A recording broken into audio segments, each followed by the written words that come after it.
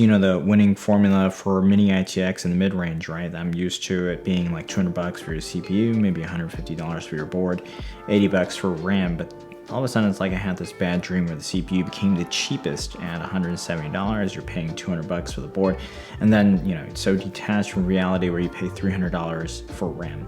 But I assure you though, this is one of the best combos right now for gaming.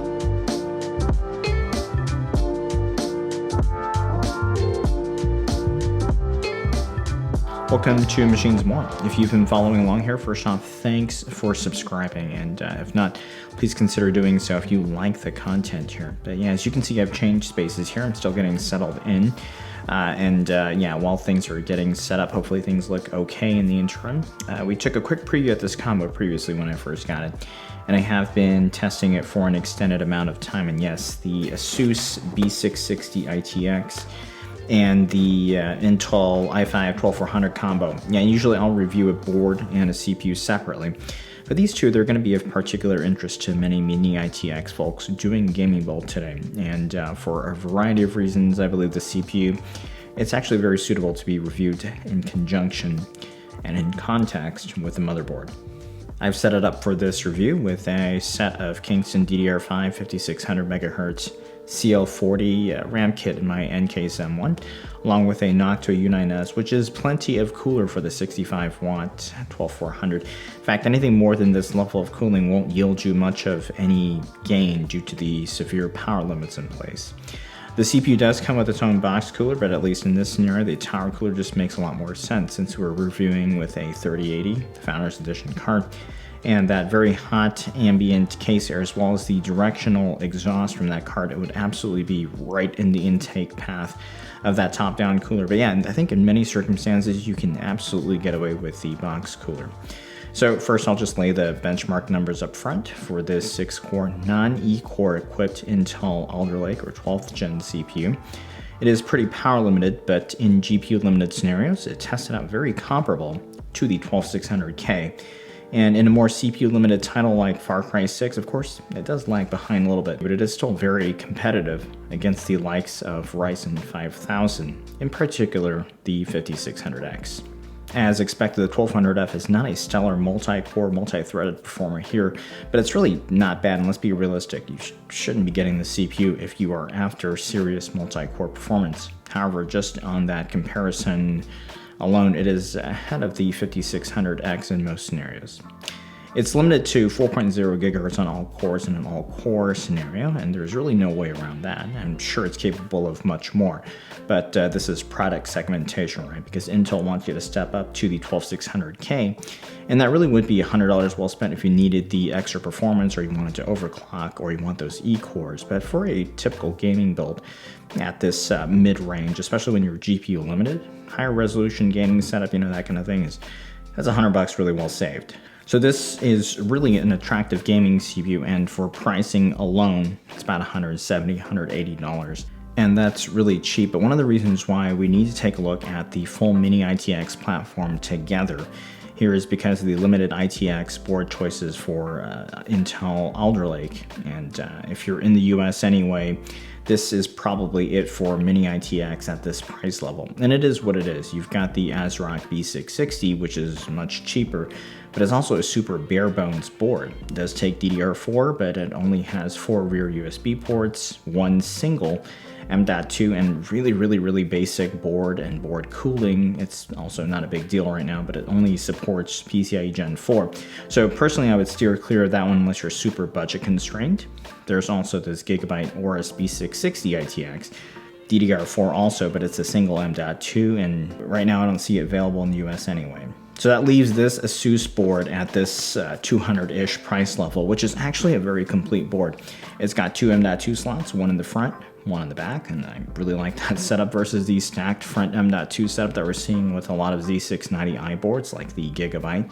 One thing that's pretty neat, it's not a huge thing, but I really appreciated that the front M.2 features a toolless setup to secure your drive, which if you do it often enough, you're going to drop that tiny screw, or it just might slip out from under your screwdriver. For your rear I/O, you have a total of 6 USB-A ports. 3 are 2.0, 3 are 3.2 Gen 1, There's two USB-C ports. One is a 3.2 Gen 2x2. The other is a 3.2 Gen 1. And you've also got the USB-C front header. So USB-wise, this is more than adequate for most users. You've got a decent audio codec here in the S1220A. 5 audio jacks, networking-wise 2.5 GE, 2x2 Wi-Fi 6. So overall for I/O, I'm not sure what else you could ask for here since it's pretty competent against the higher-end Z690 ITX boards. Now B660 does have half the chipset lanes compared to Z690. So if that is a consideration, then that will tilt the scales towards Z690 for you. VRM-wise, this board has an 8+1 setup. There's 60 amp stages. There's more than enough for the 12400, but I further tested it with the 12700K as well, and it performed well. That pairing is a little bit more odd since you won't be able to OC the K chips with this board. But the reality is it's going to be more likely to be paired with your non-K Intel chips, even though the VRM setup, it's decent. If you did want to run the K chips, however, I really wouldn't have any qualms with those either since they will be running at stock power levels. I did detect a tiny whimper of coil whine on my board. It was very subtle and there was nothing like that from the Gigabyte Z690i.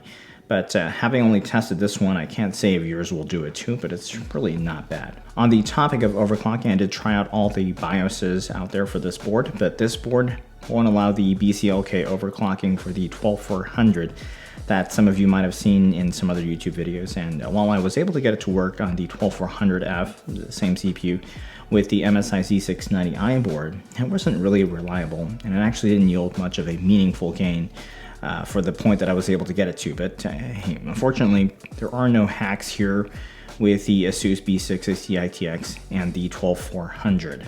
If you want an overclockable setup, then I'd still recommend going Z690 and the 12600K as I've reviewed previously. But here's the thing, if you are okay running your chip at stock levels, then I really would encourage you to take a look at this board because of a few reasons. One, the layout is much more sensible when it comes to air coolers. The M.2 heatsink, it's very reasonable. The VRM heatsink, it's still quite beefy though, and that does prevent some low-profile coolers like your Noctua L12S from working.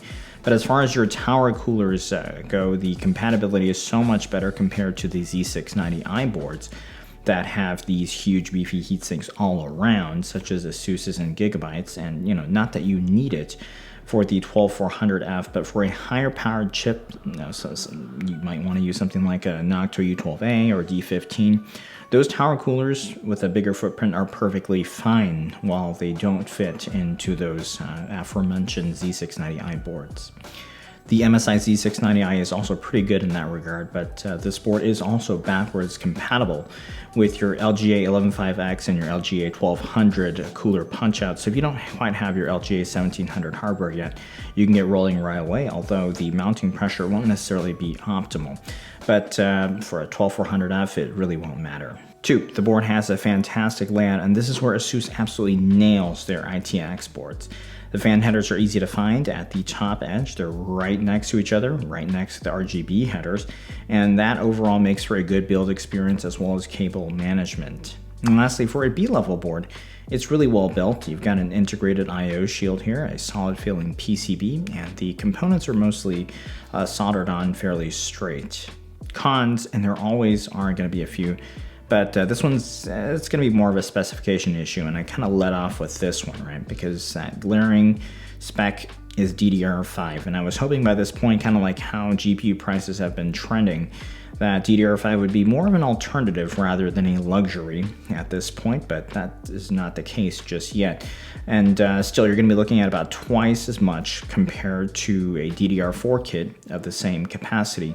And at that point, you're going to get about similar performance. So the kit I'm running here is the 32GB Kingston Fury kit, which you can get now for around $300 US. It runs at 5600 MHz on XMP, CAS latency of 40, and compared to the Corsair Dominator 3200 C16 kit, you can see it's more or less comparable. The board does quite well with RAM OC though, and I was able to get the pretty basic Crucial 16GB 4800 C40 kit to 6000 MHz just fine.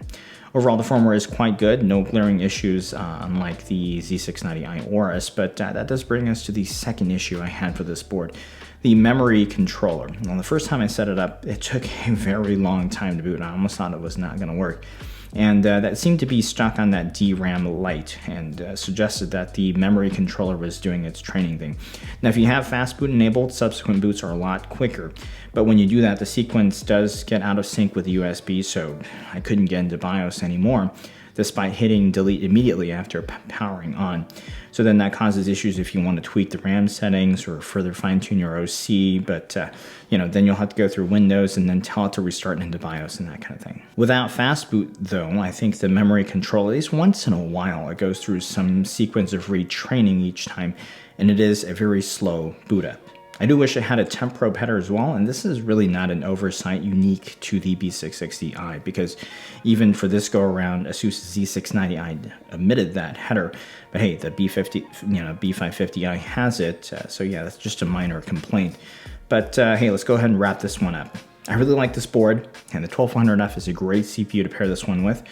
Because of DDR5 though, the 5600X and your Asus B50i combo is going to be about $100 cheaper. And that platform, it will go for about $580 at today's prices with 32 gigs of DDR4. And the B660i combo, as I tested here, was about $680. So if you're already rocking a combo like that from AMD, there's not a really compelling reason to switch. From my testing, it's better than that combo, but it's definitely not $100 better. But if this is a brand new build for right now, I'd strongly consider it. There's simply more runway here. Your DDR5, it will only keep on getting better.